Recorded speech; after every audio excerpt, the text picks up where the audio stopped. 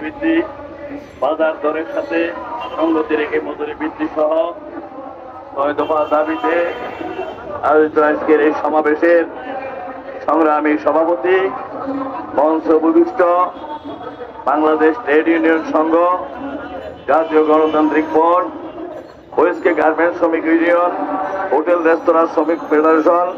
নৌযান শ্রমিক ফেডারেশন সহ সহযোগী সংগঠন সমূহের নেতৃবৃন্দ, সামনে উপবিষ্ট নির্যাতিত ক্ষুধার্ত শ্রমিকদের একাংশ।